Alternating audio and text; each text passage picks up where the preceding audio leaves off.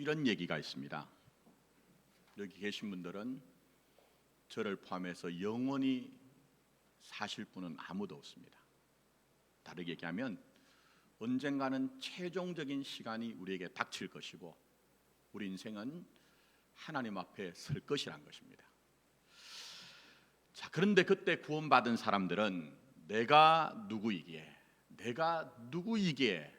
이런 고백이 있다는 거예요. 그러니까 구원은 전적으로 하나님의 은혜이기 때문에 그렇게 고백하겠죠.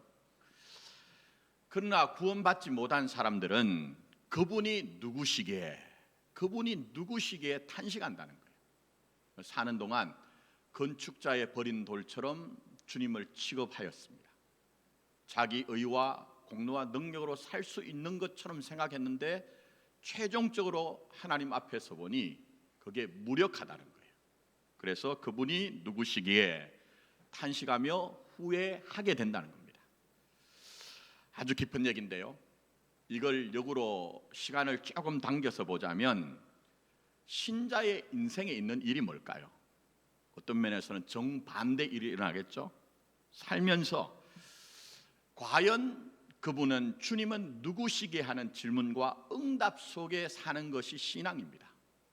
근데 그렇지 않으면 반대편에 있으면 늘 내가 누구이기에 자기를 증명하고자 하는 온갖 방법과 열심 가지고 살게 되는 것입니다. 자, 그렇다면 이 정도 세월 사셨으면 여러분에게 예수님은 누구십니까?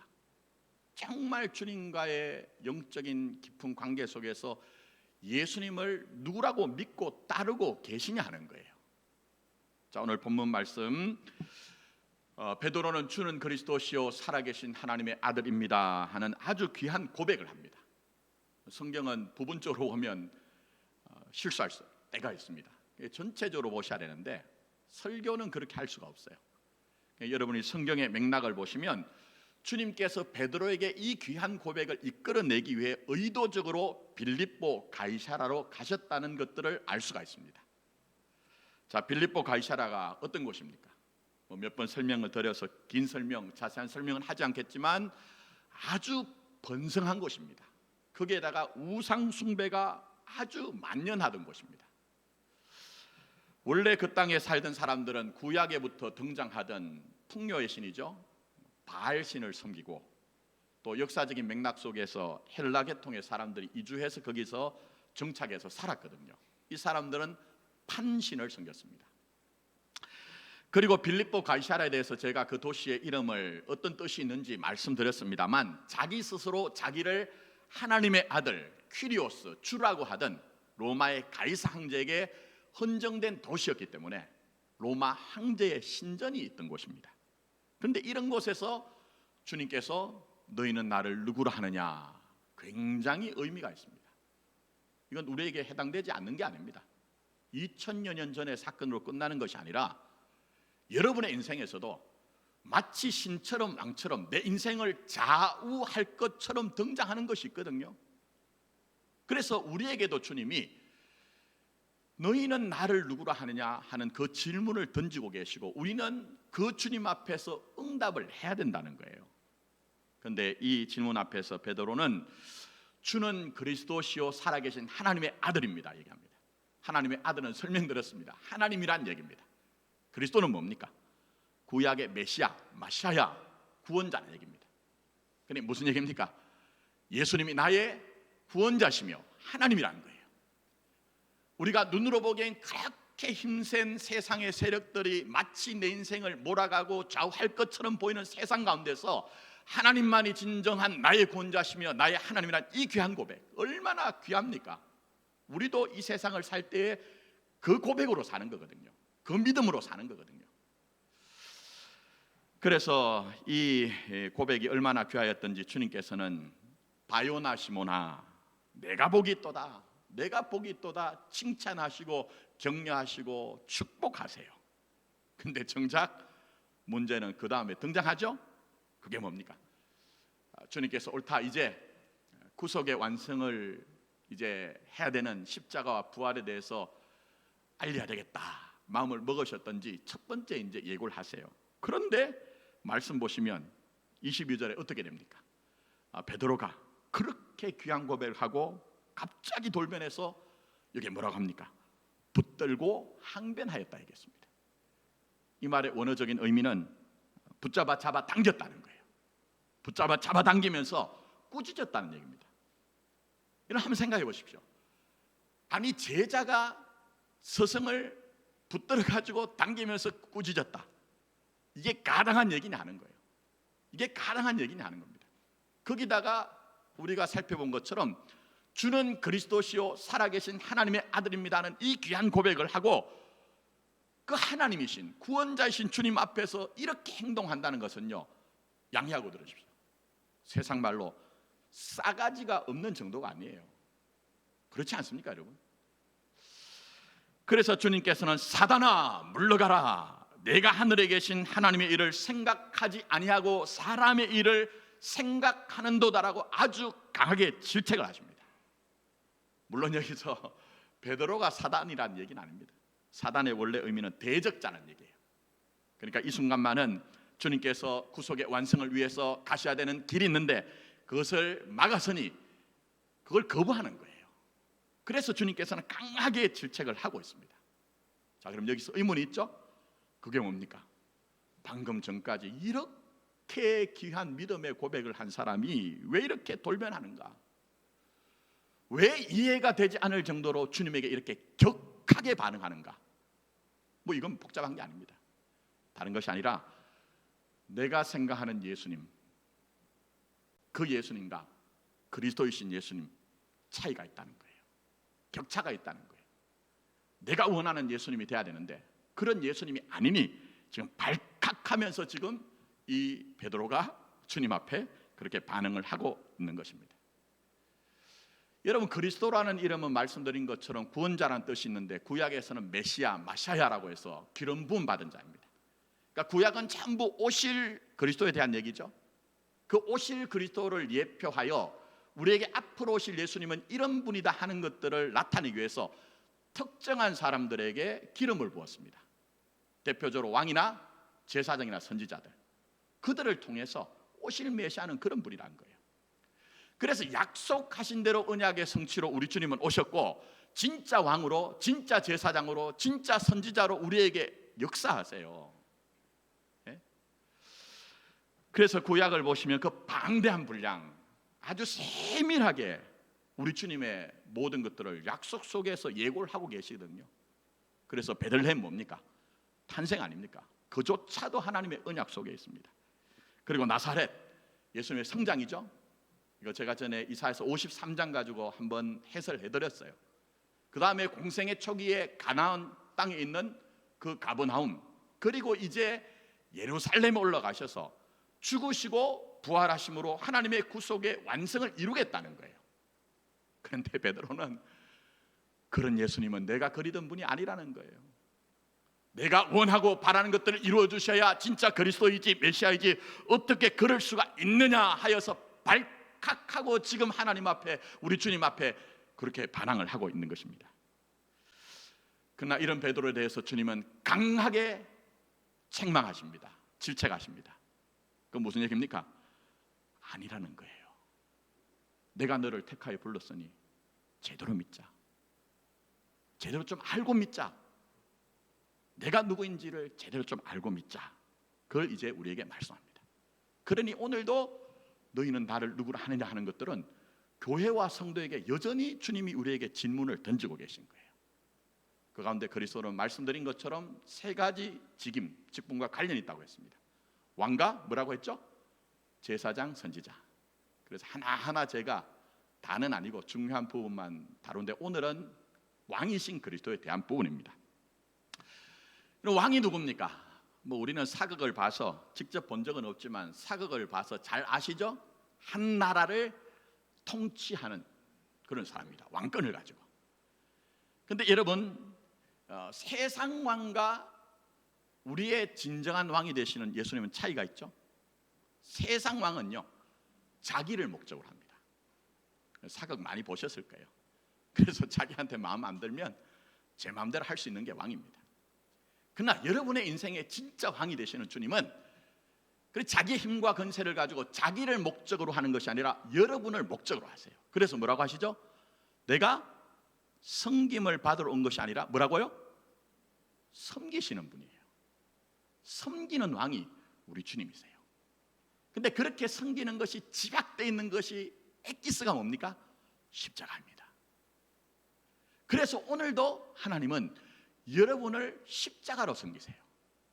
그래서 오늘도 우리에게 주님께서 제자들에게 말씀하신 너희가 자기를 부인하고 자기 십자가를 지고 나를 따르라고 하신 것은 우리에게도 여전히 유효하여 여러분이 내 목에 태인 십자가를 지고 갈 때 하나님 나라에 참여할 수 있다는 거예요.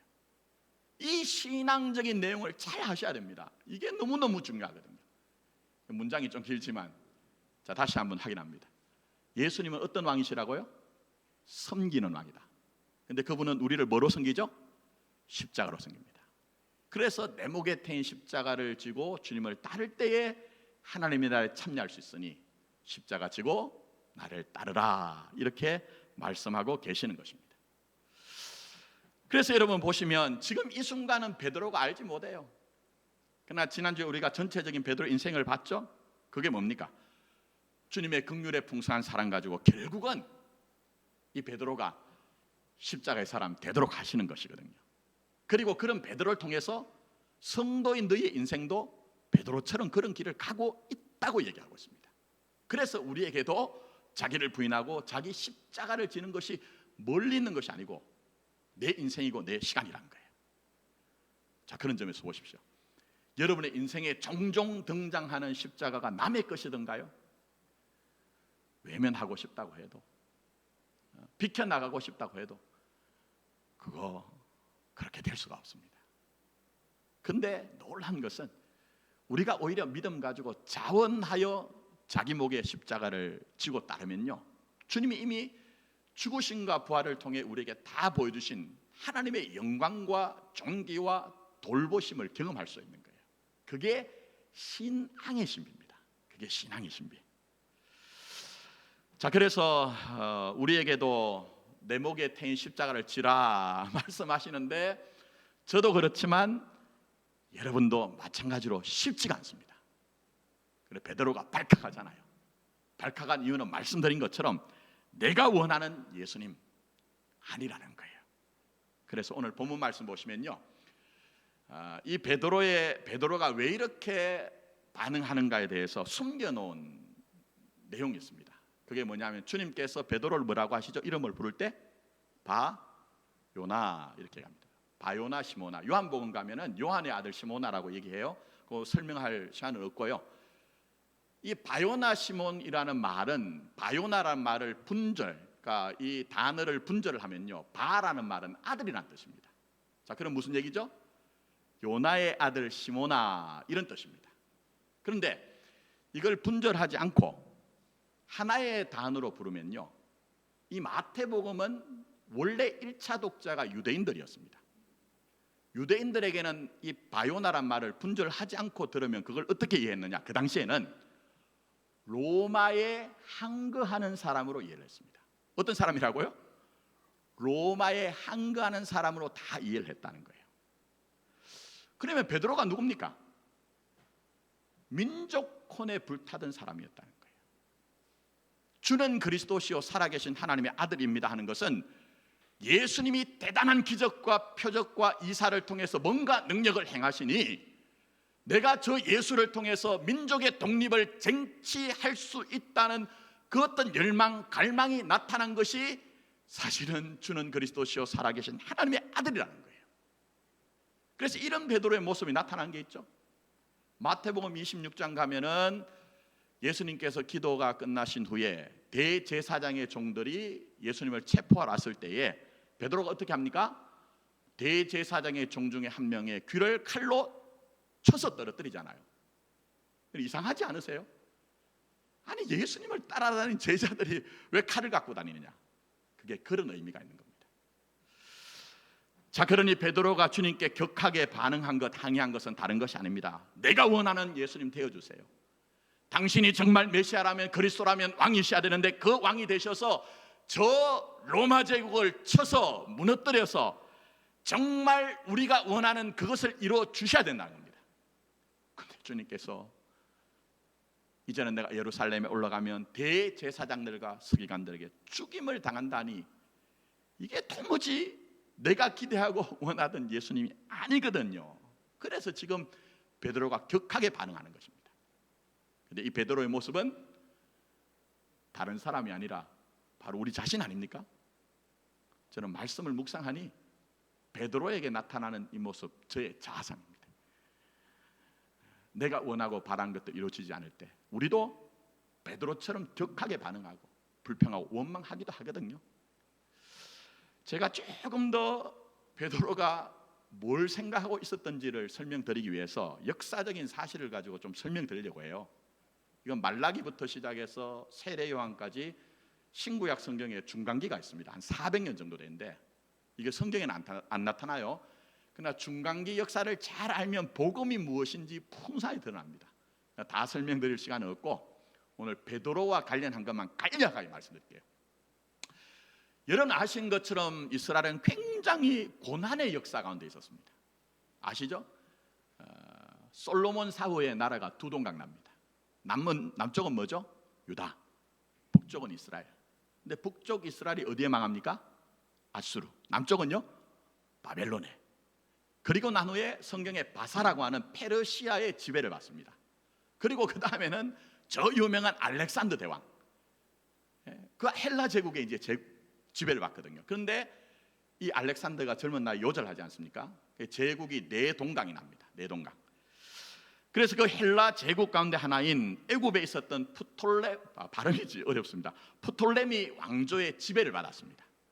그러다가 그 다음에 시리아 지역에 있던 헬라 나라인 셀류쿠스의 유대가 지배를 받았습니다. 복잡죠? 근데 우리가 아는 만큼 이해하는 만큼 신앙은 풍성해집니다. 그 이해의 바탕을 둔 것이 신앙입니다. 물론 또 이해를 넘어서 믿음으로 우리가 사는 것이 신앙이지만, 근데 이 문제는 셀류쿠스 왕조에 안티오쿠스 에피파네스 4세라고 하는 일명 미친 왕이 있었습니다. 정말 미친 놈이었습니다. 그래가지고 애굽을 침공하러 갔다가 로마가 나서서 그렇게 하지마 이렇게 하니까 이제 결국은 애굽을 침공하지 못하고 돌아오면서 화풀이로 유대를 침공해가지고 심지어는 성전을 막 무너뜨리고 성전 안에서 유대인들이 혐오하는 돼지로 제사를 지내게 하고요, 또 성전 안에다가 제우스 신상을 세워가지고 여기에 너희들이 경배를 해야 된다고 얘기합니다. 그러니 경건한 유대인들이 견디지 못합니다. 그걸 거부합니다. 거절합니다. 어떻게 합니까? 몰살을 시켜버립니다. 몰살을 시킵니다. 그때 예루살렘 북서쪽에 모데인이라고 하는 작은 마을에 제사장 가문입니다. 하스모니안, 나중에는 이제 왕조가 됩니다. 하스모니안이라고 하는 그 가문에 마따디아라는 사람이 있었는데, 이 사람이 이것을 견디지 못하고 분기탱천하여 이제 독립하기 위해서 일어섭니다. 근데 마따디아가 죽은 후에는 그 아들 유다가 아버지의 유업을 이어서 독립전쟁을 하거든요. 근데 이 사람이 얼마나 탁월한 사람이었던지 게릴라 전법을 쓰면서 셀류쿠스 왕조에 굉장히 타격을 줬습니다. 그래서 셀류쿠스 왕조 사람들이 뭐라고 이 사람을 별칭을 붙였느냐, 망치라고 했어요. 망치. 그래서 이 유다가 일으켰던 전쟁을 그 망치라는 이름을 가지고 와가지고 뭐라고 얘기를 했느냐 하면요, 마카비라고 그렇게 얘기했습니다. 그래서 마카비 혁명, 마카비 전쟁이라고 얘기하는데 과정을 생략하고 결론은 어떻게 될까요? 약한 자를 들어서 강하게 하신 하나님의 능력이 나타난 거예요. 도무지 이룰 수 없는 독립이었는데 전격적인 하나님의 은혜로 결국 이겼습니다. 그래서 기원전 164년에 독립을 쟁취하면서 성전을 정합니다. 성전에 있던 돼지의 피를 씻어내고 그 성전을 하나님 앞에 드립니다. 봉헌합니다. 그래서 이 봉헌했다 드렸다고 하는 하누카라는 말을 따라서 절기가 시작됩니다. 물론 신구약 성경에 안 나와요. 딱 한 번 나옵니다. 요한복음 10장 22절에, 요한복음 10장 잘 아시죠? 나는 목자인데 너희들에게 생명을 주되 더 풍성하게 하신다고 하신 그 말씀이 나타나는 곳. 자, 그런데 22절에 뭐라고 얘기를 하느냐, 예루살렘의 수전절이 이르니, 때는 겨울이라 할 때 이 수전절이 하누카 절기입니다. 그 이 절기가 우리가 지키는 성탄절하고 비슷합니다. 그래서 요즘도 이스라엘에 가면 아주 중요한 절기이기 때문에 해피 하누카 하면서 지키는 절기거든요. 자, 그런데 여기서 중요한 게 있습니다. 말씀드린 것처럼 로마의 앞자리에 있던 예수님 당시의 사람들이 기대가 있었습니다. 과거에 마카비 같은 구원자가 우리에게 와서 로마를 무너뜨리고 정말 이 나라를 하나님의 나라로, 우리를 하나님의 백성답게 살게 할 것이라는 기대와 소망이 있었어요. 그 사람이 누구죠? 베드로였습니다. 그 한 사람이. 그래서 여러분, 베드로가 왜 이렇게 격동한지 아시겠죠? 더 나아가서는 그렇게 주님을 따라다니는 군중들이 결정적인 순간에 예수님이 십자가에 달리시자 우리에게 바라바를 내려놓고 저 예수를 십자가에 못 박으라 한 이유도 다 거기에 있는 거예요. 제가 시간관계상 설명드리지 못하지만 예수님의 행적을 보면 유다 마카비와 비슷한 부분이 있습니다. 그러니 충분히 베드로는요, 저 예수님이 내 꿈을 이루어주겠구나, 내 소망을 이루어주겠구나, 그런 생각을 했을 가능성이 있다는 것입니다. 그런데 주님께서는 내가 예루살렘에 올라가서 대제사장과 서기관에게 죽는다 하니 청천벽력이죠. 그럴 수 없다는 거예요.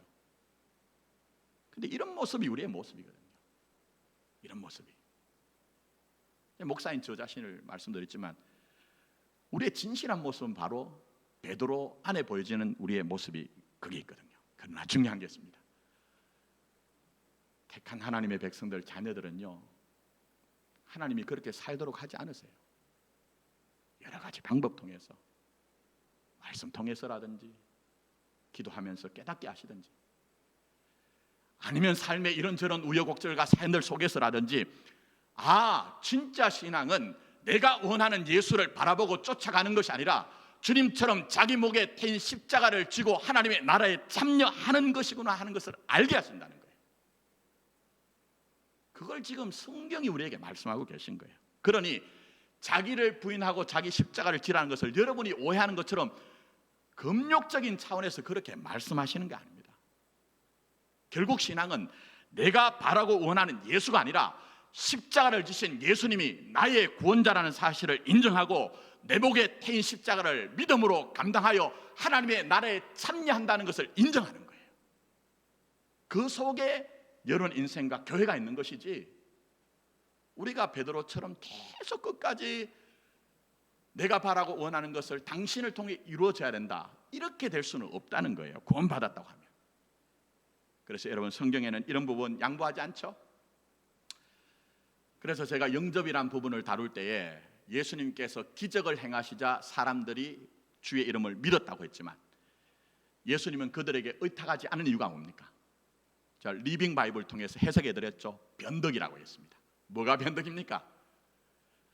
예수님을 통해 내가 원하는 것이 있고 이루어지면 내가 인정하고, 내가 원하는 것이 이루어지지 않으면 내가 주님 인정하지 못하는 것, 이게 변덕의 성격이라는 거예요.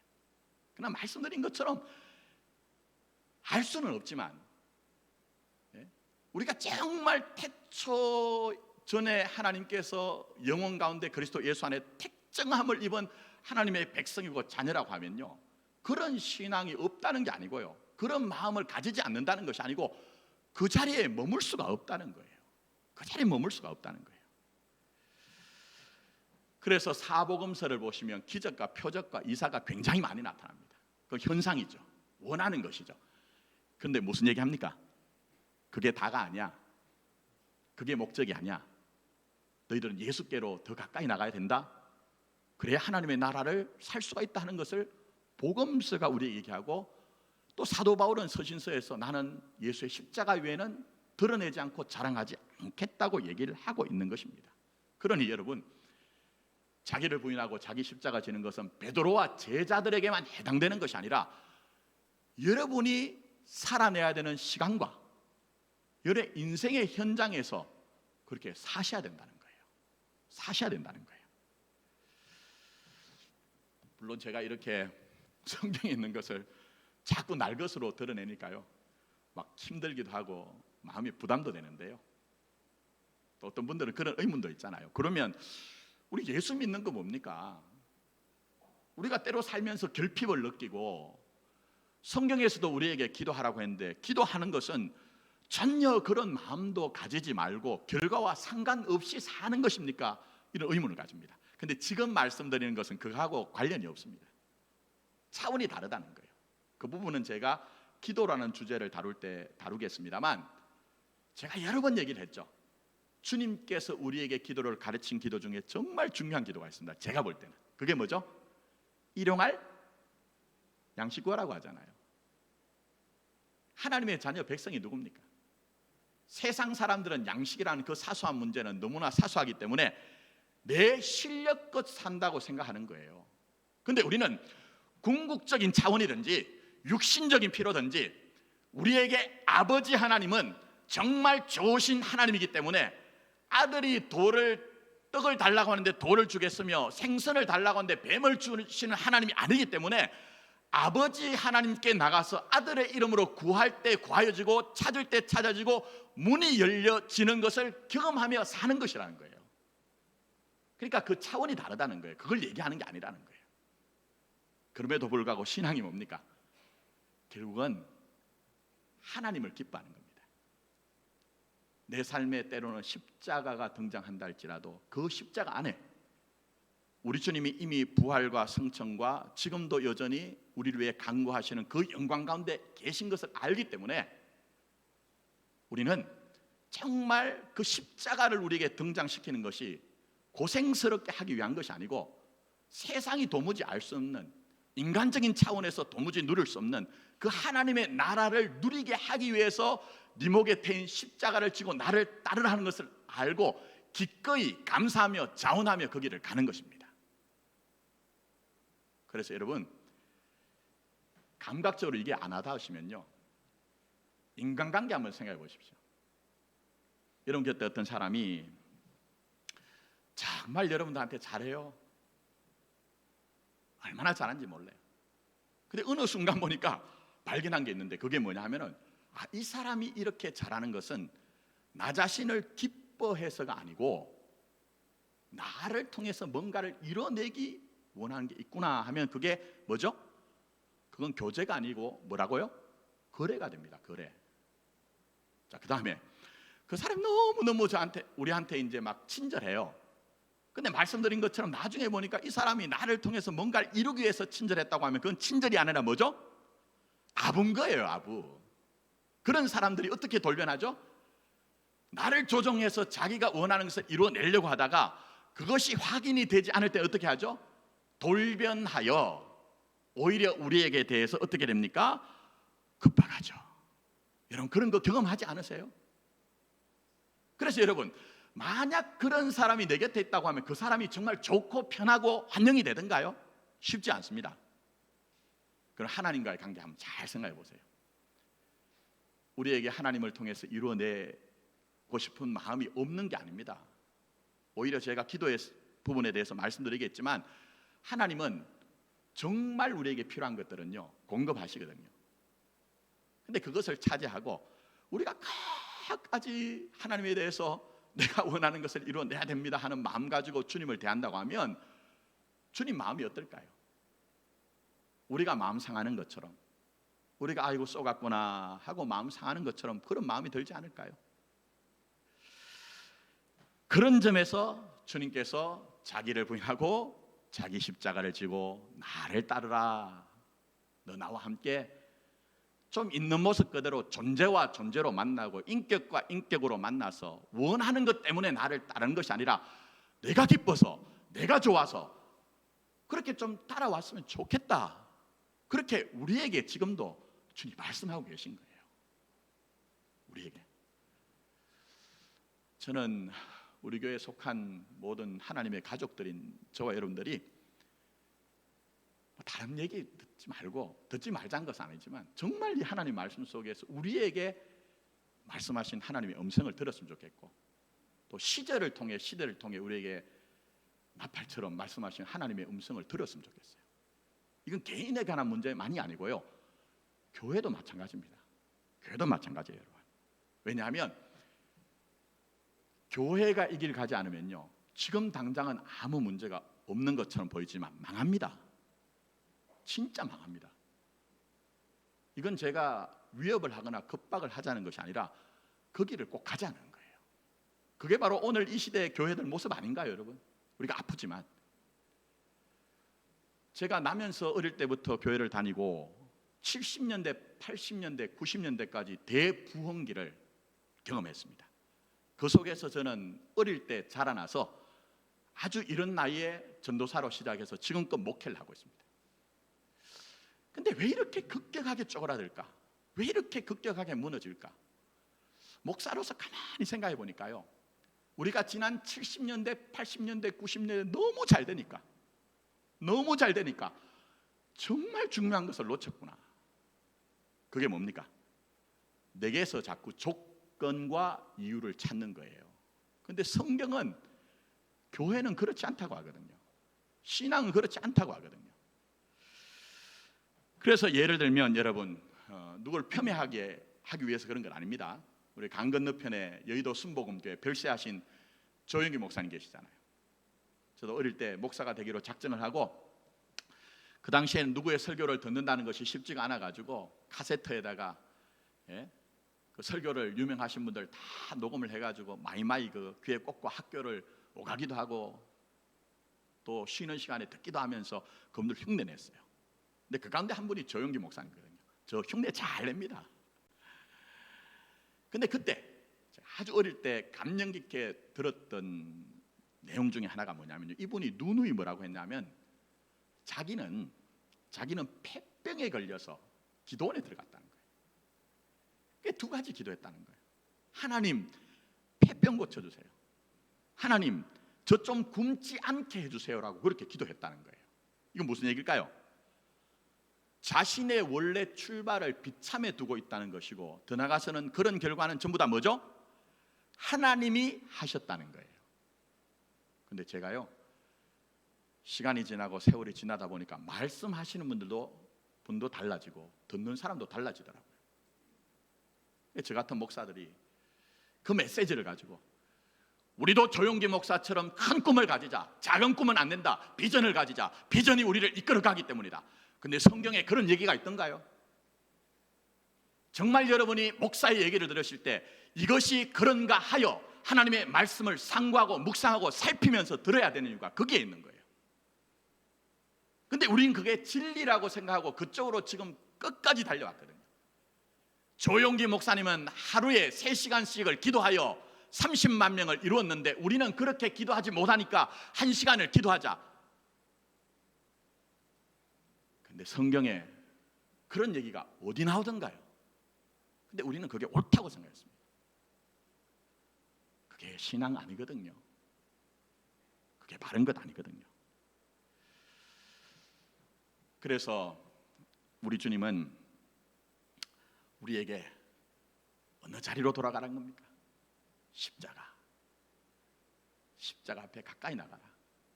거기에 진짜 너희를 섬기는 왕을 만날 수 있다. 그 십자가 안에 세상이 도무지 너희들에게 줄 수 없는 하나님의 영광과 구원과 치유와 회복이 있으니, 온전함이 있으니 십자가 가까이 나가라. 아니, 십자가 안에 네 인생이 있는 것을 알고 내 목에 태인 십자가 지고 함께 가자꾸나. 그렇게 오늘도 주님은 교회와 성도인 여러분에게 말씀하고 계시는 것입니다. 그게 바로 왕이신 그리스도입니다. 이제 말씀 정리합니다. 자기 부인과 자기 십자가를 어떻게 이해하지 말라고요? 금욕적으로 이해하면 안 됩니다.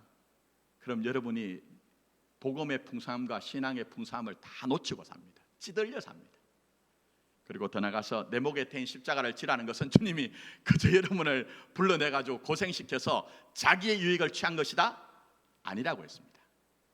십자가 통해 여러분을 섬김으로 말미암아 여러분이 십자가 안에서 여러분의 인생을 이해하면 그 안에 말로 다 할 수 없는 놀란 하나님의 영광을 주시겠다는 겁니다. 자, 이거 설명을 드려야 되는데 그럴 시간은 안 되고, 여러분이 지금껏 살아온 인생 세월 한번 돌아보세요. 잘 한번 보세요. 십자가 안에서 내 인생을 이해하지 않으면 전부 다 뭐만 남죠? 한탄과 한숨만 남습니다. 잘 한번 여러분이 돌아보세요. 저는 목회를 하면서 수많은 사람들을 아직 여러분 정도가 되지 않는 그런 나이지만 정말 많이 만났습니다. 심지어는 현상적으로는 자기 몸을 불사르게 내어주는 것처럼 교회를 위해 헌신했는데 십자가 안에서 자기 인생을 발견하지 못하니까 그런 분들이요, 내가 믿은 것 때문에 아파하고 내가 믿은 것 때문에 한탄하고 한숨 짓는 것을 봤습니다. 그러니 여러분, 주님께서 여러분에게 내 목에 태인 십자가를 지고 나를 따르라는 것은 이게 그저 형용사적인 황당한 얘기가 아니라 얼마나 현실적인 얘기란 것을 아셔야 됩니다. 그걸 아셔야 됩니다. 그래서 여러분, 사도 바울 한번 보십시오. 사도 바울은요, 오늘 제가 고린도전서 2장 1절부터 5절까지만 읽었지만 외적인 공경만 있었던 게 아닙니다. 내적으로 고린도 교인들이요, 엄청나게 사도 바울을 괴롭혔습니다. 당신은 예수님이 살아계실 때 예수님이 직접 당신을 부르지 않았지 않느냐? 그래, 당신은 가짜야.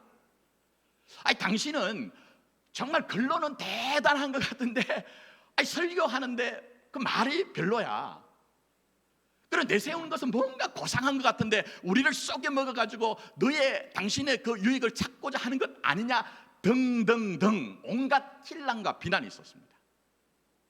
얼마나 참담합니까? 인간적인 수준에서는 정말 참담하지 않습니까? 근데 사도 바울이 뭘 얘기합니까? 여러분? 나는 예수 그리스도의 십자가 외에는 내세울 게 없다. 나는 예수 그리스도의 십자가 외에는 자랑할 것이 없다. 왜 그렇습니까? 사도 바울은 십자가 안에서 왕 되신 주님의 섬김을 받은 거예요. 하나님의 나라는 먹고 마시는 것이 아니라 의와 평강과 희락으로 하신 내게 지금 오늘 임하는 그 하나님의 나라를 경험했기 때문에 그런 현실 속에서 나는 예수의 십자가 외에는 내세울 것이 없다, 나는 예수의 십자가 외에는 자랑할 것이 없다고 한 거예요. 이게 바울을 통해서도 보여주셨지만 베드로를 통해서도 보여주셨죠. 그래서 여러분, 자기를 부인하고 자기 십자가를 지고 따르는 것은 여러분의 결단과 의지기도 하지만 그것보다 더 큰 우리 주님의 여러분의 일하심이 거기 있습니다. 결국 베드로와 바울을 그렇게 만들어낸 것처럼 우리도 십자가에 가까이 나가게 하고 십자가 안에서 여러분 자신을 이해하게 하시는 것이 주님의 역사인 것입니다. 그래서 우리 속에 뭐가 인정되고 고백하게 하신지 아십니까? 그게 대해서 고린도후서 4장 7절부터 10절로 제가 말씀을 마무리합니다.